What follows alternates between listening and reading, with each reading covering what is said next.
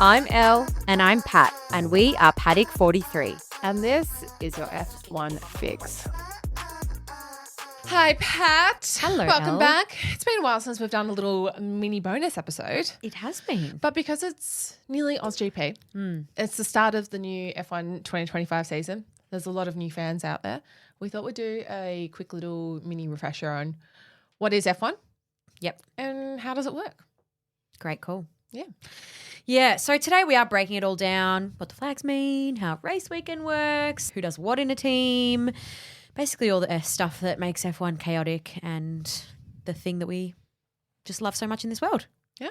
So first question, Pat, what even is F1?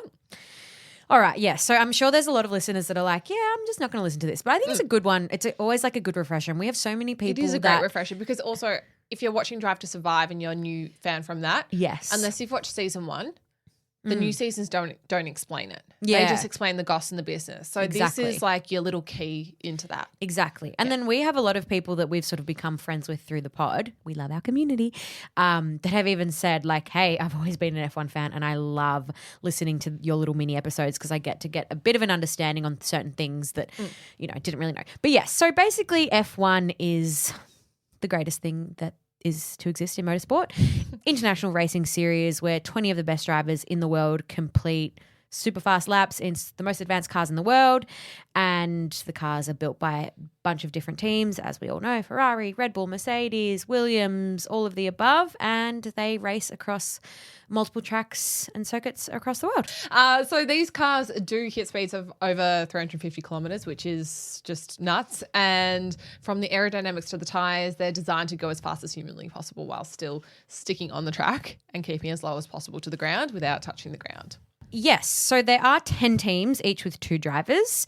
Who knows, that might change in It might the future. change. There might be some new rules coming soon, yes. So, yeah, and it's 20 cars, and then those 20 cars are fighting for a Constructors' Championship. So the Constructors is the team championship, and then there's also the Drivers' Championship. So we get the drivers and the constructors. So we have seen Max Verstappen win drivers and Because it's Red interesting. Bull win constructors. Yeah, because there's obviously 2 drivers in each team. So one driver can perform better and the other one not perform so well, which was in Red Bull's case last year. Yes. But for constructors, McLaren won and they were so close to Red Bull beating them. So there is that, it's like a second opportunity. Yes. Chance. Now, there's a bunch of different flags. Like in any sport, there's always going to be rules. So Many rules and regulations. if you go to the AusGP or any F1 race, you're going to see a bunch of marshals around the track and they're all going to be waving different coloured flags at different times. And it's really important to understand what they mean because things do change so quickly on the tracks.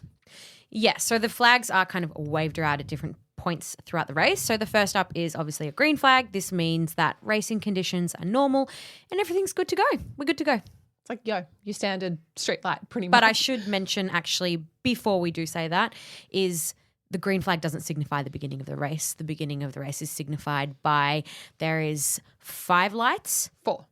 4 lights. Doot, Doot, doot, doot, 4. doot, Yeah. 5. Oh, Doot, anyway. doot. 4 or 5. And they are lit up green and then they beep, beep, beep. They turn off and then they turn back on and then that's the beginning of the race. Then they go.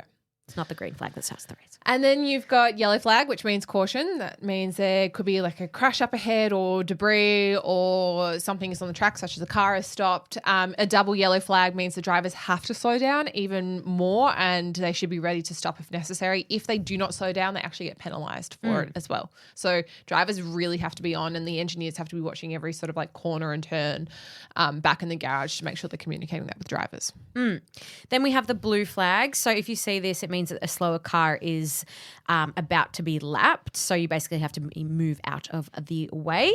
Then there's a black and white flag, which means it's sort of like a warning. So it's basically the FIA saying behave yourself to a driver who's pushing the limits.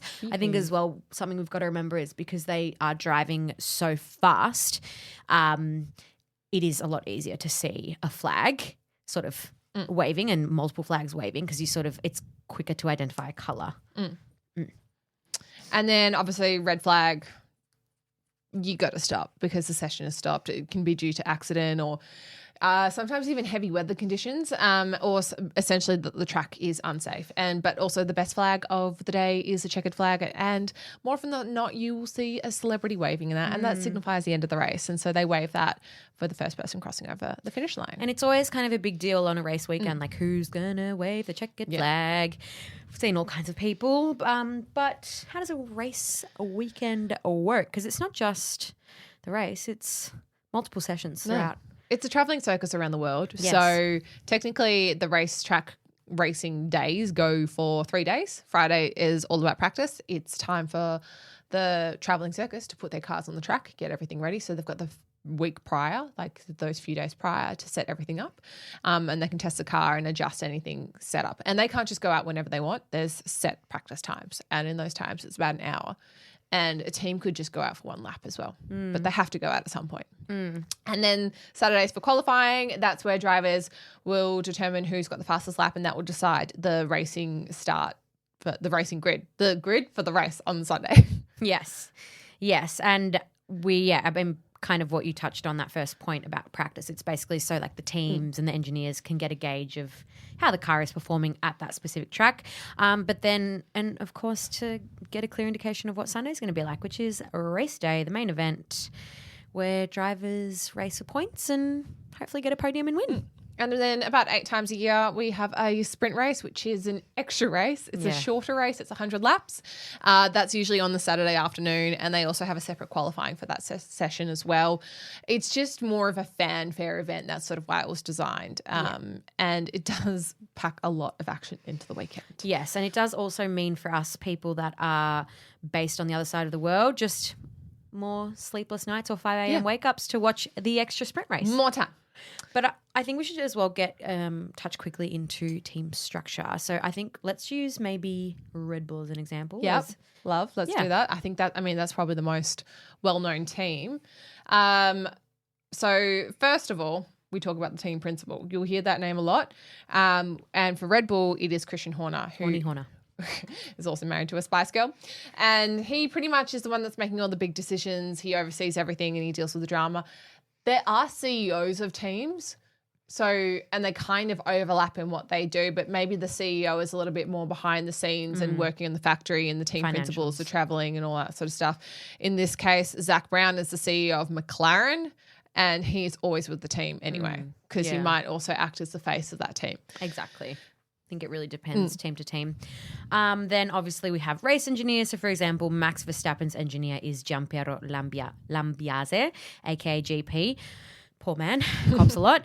You'll hear his voice during radio, on the radio during races. Gives Max strategy calls, tyre info, and just deals with Max's questionable mood swings a lot of the time and gets yelled at. The wind is making me slow. Yes. Then obviously behind the scenes there's hundreds of people behind these teams. So you might have, say, 100 people come to each race, but behind those 100 people at the race, there's about 500 in the factory. And they're all working, and they'll be across, aerodynamics, engineering, tires, finance, strategists, mechanics, marketing, anything and everything. HR, the list goes on. Yeah, legal, plenty of legal. Legal. And that's just one team. They have a big job, especially Red Bull.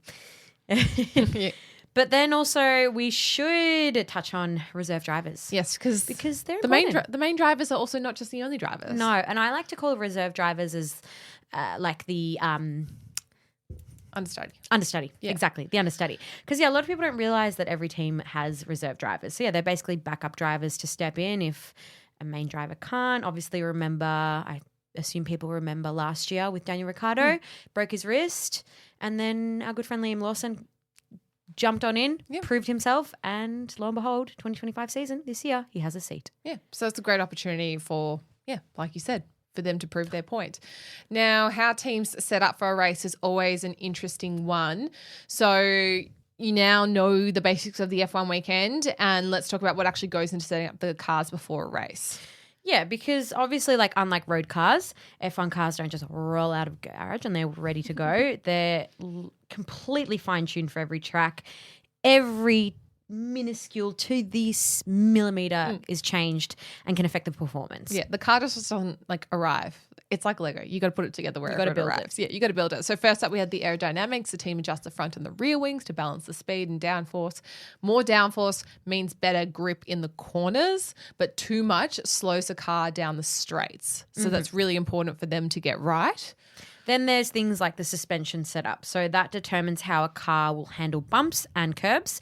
A softer suspension can help with grip, but might make the car harder to control. And then brake cooling, it is a massive one, especially in hotter climate races like Melbourne or Qatar. I mean, Qatar got to, 40 degrees. And when you're in that car driving in your helmet and your race suit, which has fire hazard, it can reach sky heating temperatures. And if brakes overheat, drivers can lose stopping power. So the teams adjust to vents to manage those temperatures. And you'll see like they might put cooling blankets on the tyres or fans on the car as well. See them like blow drying the you'll car. see it and you'll be like, why have they got like a wind blower on the car? And it's, that is I think it's that fine line of like keeping tyres hot, but then cooling the car down so it can perform.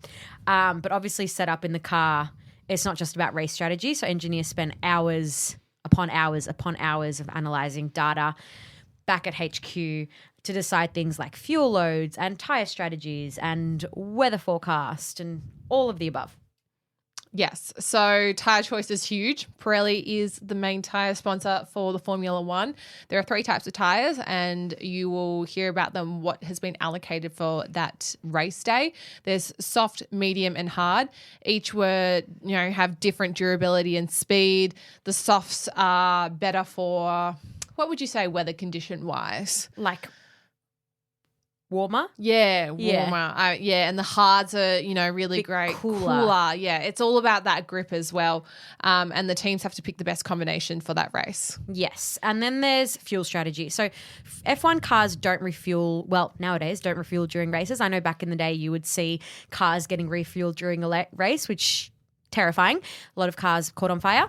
But so teams have to start with the right amount of fuel. So too much fuel makes the car heavier, then too little fuel, you won't finish the race. So And your car actually gets measured at the end of the race, how much fuel is left, because they need to understand that. And if you're at the track, you'll see the engineers constantly checking weather, and because rain completely changes the strategy, even if it's, cold, hot, everything. So suddenly everyone needs wet weather tyres and the grip becomes unpredictable. Yes, as we see in Melbourne a lot. Yes. And then obviously like a big role of the mechanics in the pit crew. We take our hats off to you. You guys are incredible. These people do insanely fast tyre changes. Ideally, I think roughly around 2.5 is sort of like a standard, but we've seen Red Bull do like a 1.8. Anything over 3 seconds, you're kind of like, ew, that was slow. I mean, I would even say 2.5 actually is kind of slow. Yeah. Which is so funny because if I have to get a tyre changed, it takes like the mechanics 2 here hours. 2 hours. Oh, I was going to say if I changed a tyre, it would take about 2 hours. I'm impressed you even know how to change a tyre. I have got no idea. So, and each team, full squad, they're always decked out. They're wearing helmets. They're there ready with their guns, and it's the quickest, it's noisy, it's interesting, and they nail it every time. Sometimes, well, actually, no, they don't always nail it. No, sometimes they might not put a bolt back on right. Yeah. And that one out. engineer, that one mechanic has just stuffed the whole race. I know. I think we've seen over the years different drivers where the tyre isn't on correctly, and then I can't even remember. You feel for them because you see that guy that's They're just done sitting it. there. He realizes as soon as the car leaves, and they're always just like, "Oh my god," because they've just ruined that whole Well, there's weekend. been times that the car hasn't even been able to leave. Yeah, that's happened. I think that is probably actually one of my favourite noises that you hear on an F1 track. And you see the car like vibrating. But that's your super quick guide for F1. If you're heading to OzGP for the first time, Or any other F1 races, Yeah. hopefully this helps you get a little bit more of an understanding and it's quicker to follow. And if you have any more questions, feel free to DM us P43 podcast on Instagram. And also, if you want to know any more specifics, we can make some more minis. Just let us know what you'd like to hear more and we'll give you your little nugget. Yes. And also make sure you follow us because Follow us, like, subscribe, and Yep. we'll see you next time. Okay, bye. Bye.